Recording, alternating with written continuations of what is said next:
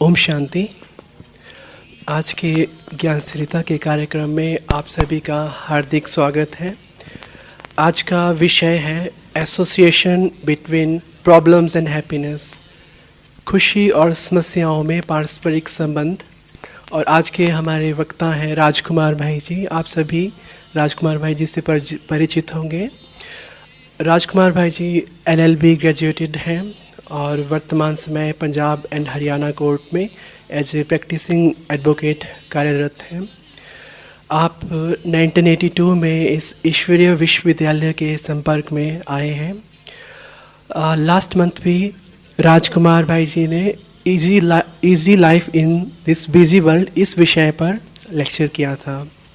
तो उस लेक्चर में हम सभी ने देखा था कि हमारे पास सब साधन होते हुए भी जो हमारी लाइफ है वो इजी नहीं है। हमारे पास सब कुछ है लेकिन लाइफ इजी नहीं है। तो हमने देखा था कि एक मिसिंग डायमेंशन हमारी लाइफ में है। तो उस लेक्चर से हमने ये कंक्लूज़न निकाला था कि वो मिसिंग डायमेंशन जो है वो नॉलेज है। तो उसी सीरीज़ में आज का जो हमारा कार्यक्रम है तो उसमें और खुशी एक ऐसी चीज़ है जो हम सभी अपने जीवन में चाहते हैं। तो उसी विषय पर आज राजकुमार भाई जी हमें बताएंगे कि प्रॉब्लम्स और खुशी में क्या एसोसिएशन है, क्या संबंध है। ओम शांति। ओम शांति। ओम शांति।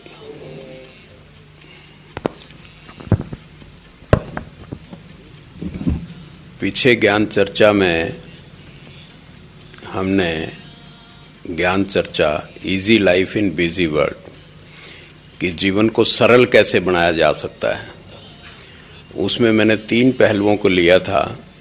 सबसे पहले, क्योंकि ये सभी जितनी भी जीवन के बारे में है सब कुछ, पहले जैसे हमने डिस्कस किया कि सरल जीवन कैसे जिया जा सकता है। और आज का जो मुख्य टॉपिक है आज का है कि सुखी जीवन कैसे जिया जा सकता है। तो सरल जीवन में जीवन के उसमें सरल जीवन के अंदर मैंने 3 हिस्सों में अपनी ज्ञान चर्चा को डिवाइड किया था।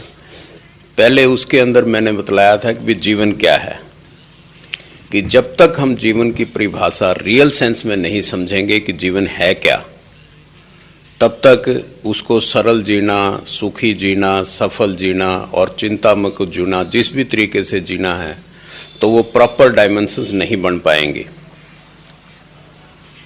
तो जीवन का इन शॉर्ट, वैसे तो जैसे मैंने पिछली बार इन शॉर्ट बतलाते हुए सभी की कि हर एक की जीवन की अलग अलग परिभाषा है, लेकिन जीवन क्या है?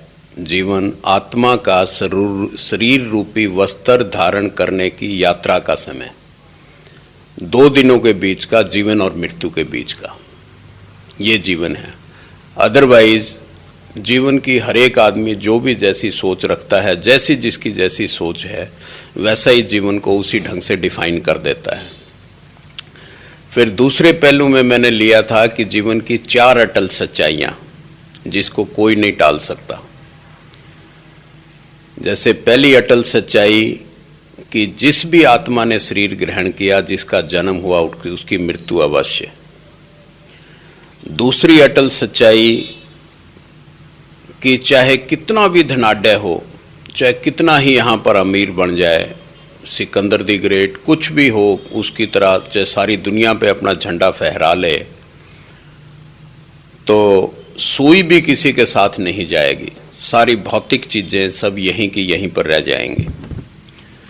तीसरी अटल सच्चाई मैंने जीवन की बतलाई थी कि हर इंसान को अपने कर्म का फल भोगना पड़ेगा, चाहे वो इस जन्म में भोगे, चाहे अगले जन्म में भोगे, चाहे कितने भी जन्मों के बाद में भोगे। हर इंसान को अपने अच्छा हो या माड़ा हो, जो भी कर्म करेगा उसका कर्म का फल भोगना पड़ेगा। और चौथी अटल सच्चाई मैंने बतलाई थी कि वक्त से पहले और किस्मत से ज़्यादा कुछ नहीं मिलता।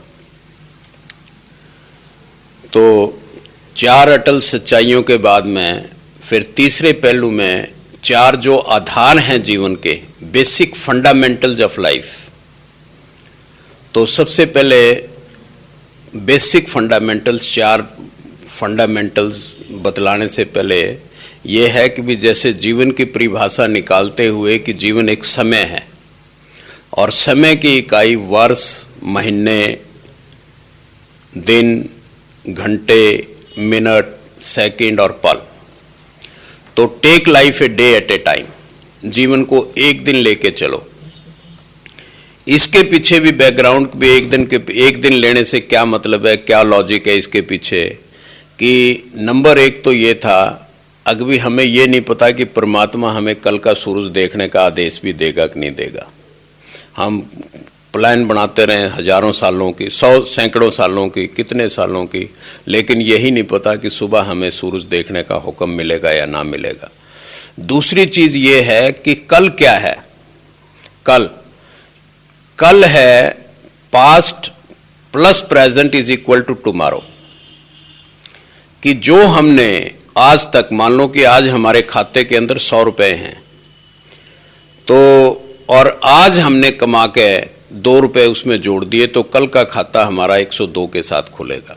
It is so simple. अगर आज हमने उसमें 2 रुपए खर्च कर दिए तो कल का खाता हमारा 98 के साथ खुलेगा। मीनिंग देयर बाई कि कल आने वाला क्या है, पीछे जो हमने कर लिया, चाहे 100 जोड़ रखे हैं, चाहे घटा कर रखे हैं, कुछ भी कर रखे हैं, वो पीछे जो हमने कर रखा है।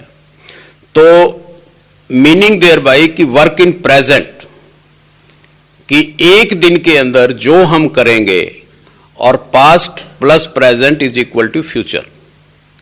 तो 4 फंडामेंटल्स उसके अंदर बतलाए थे। पहला फंडामेंटल्स परमात्मा में आस्था, कि सबसे पहले उठते ही परमात्मा को अपने आप को समर्पित कर दो कि हे परमात्मा, मैं 100% आपको समर्पित करता हूँ। जितनी परमात्मा में आस्था होगी इंसान की, उतना सुखी रहेगा।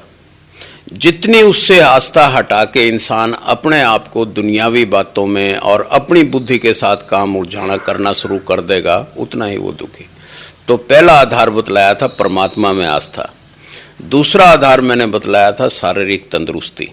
अब ये शरीर हमारे जीवन का रथ है जिसके द्वारा हम अपनी यात्रा ट्रैवल करते हैं, तो ये इसका तंदुरुस्त होना भी बहुत ज़रूरी है। अगर ये ठीक नहीं होगा तो हम ये जीवन यात्रा अच्छे ढंग से तय नहीं कर सकते। तीसरी चीज़ मैंने बतलाई थी टाइम मैनेजमेंट, कि जैसे जीवन समय है, तो जिसने समय का सदुपयोग कर लिया, मैनेज कर लिया, तो समझो उसने जीवन को मैनेज कर लिया। तो इसलिए तीसरा स्टेप बतलाया था कि भाई अपना शारीरिक तंदुरुस्ती के बाद में आप अपना टाइम टेबल बनाओ एक दिन का। चौथा आधार जीवन का बतलाया था पॉजिटिव थिंकिंग, सकारात्मक सोच, क्योंकि हमारे हर कर्म का बीज है वो है हमारी सोच। तो उस सोच को जितना हमारी पॉजिटिव थिंकिंग होगी, बुद्धि का रोल तो दूसरी स्टेज पे आता है, सबसे पहले सोच के साथ कर्म का बीज है सोच। तो जितनी पॉजिटिव सोच होगी उतना हमारा बढ़िया रहेगा। और मैंने फिर वो एक महात्मा बुद्ध की कहानी सुना के, उसने किसी ने, एक बुढ़िया उसके पास में गई थी, उसने कहा था कि भी धर्म क्या है, तो महात्मा बुद्ध ने 3 बातें बतलाई थी उनको, कि पहली बात कि किसी का बुरा मत करो, दूसरी बात कि अगर आपको किसी का अच्छा करने का मौका मिलता है तो उसको ना चूको, तीसरी बात कि अपने काम को, अपने मन को निर्मल रखो। मन निर्मल कैसे रहेगा, कि अपने काम को नेक नियति के साथ सुबह से शाम तक करते रहो। तो पॉजिटिव थिंकिंग, कि किसी का दिन में ये ध्येय बना के कि मैंने किसी का बुरा नहीं करना और अच्छा करने का मौका मिलेगा, मौका मिले क्या, कि मतलब ये ध्येय बनाओ कि मैंने एक दिन में एक अच्छा कर्म जरूर करना है, ताकि उससे और फिर अपना अच्छे कर्म करते हुए जो अपना पॉजिटिव थिंकिंग के साथ में जो आपका काम है, सुबह से शाम तक नेक नियति के साथ परमात्मा की याद में अपना काम करते रहो और शाम को फिर परमात्मा का ध्यान लेके सो जाओ। ये जीवन जीने का सरल उपाय था। अब आज का सब्जेक्ट है association of problems with happiness, समस्याएं और खुशी का संबंध। समस्याएं और खुशी का संबंध। जहां तक ये संबंध जिस तरह सिक्के के दो पहलू होते हैं, जीवन सृष्टि की तरह द्वंद्व है। द्वंद्व जैसे सृष्टि भी द्वंद्व है।